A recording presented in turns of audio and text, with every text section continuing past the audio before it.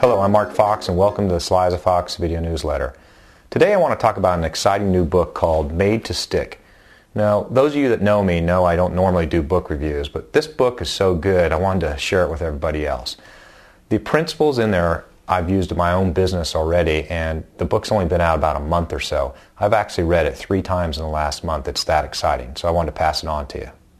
The foundation of the book is based on the observation that sticky ideas have common attributes. Those attributes are simple, unexpected, concrete, credible, emotional, and tell a story. Remaining true to the concept of simple, these principles spell the word success, which makes it easy to remember. Let's look at some examples of the principles that are discussed in the book.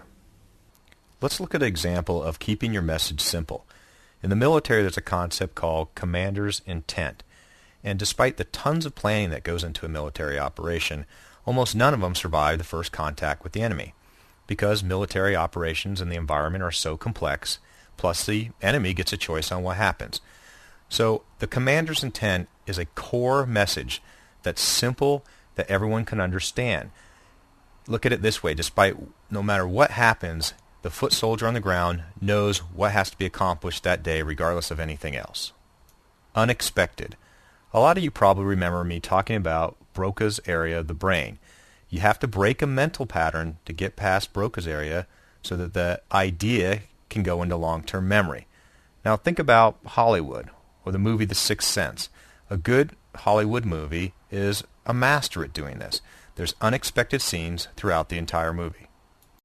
I believe that this nation should commit itself to achieving the goal before this decade is out of landing a man on the moon and returning him safely to the earth.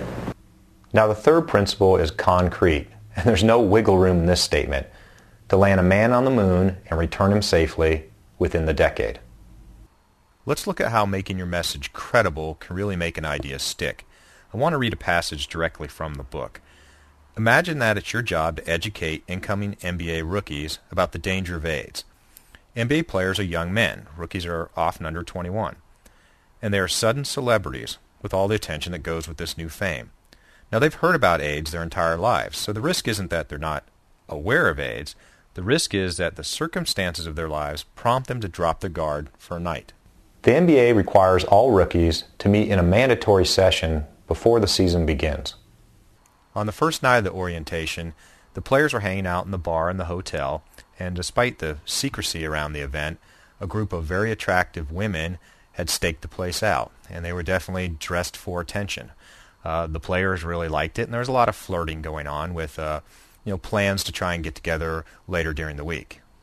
Well, the players showed up the next morning for the day's meetings. They were shocked to see the women that they had talked to the night before lined up in front of the room.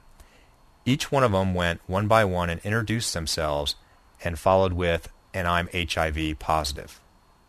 Now that stunt certainly added credibility to the NBA's message. To make your message stickier, you need to tap into people's emotion.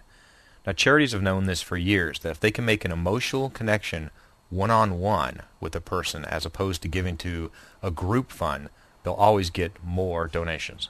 It's human nature to tell stories, which is the last letter in the SUCCESS acronym. Think about the Jared story, where the man lost hundreds of pounds by creating his own diet, eating Subway sandwiches. That story has carried a lot of momentum and weight for the Subway campaigns. Made to Stick by Chip and Dan Heath. It is an excellent read. Go get the book yourself. Thanks again for joining me on the Sly as a Fox video newsletter. Until next time, take care.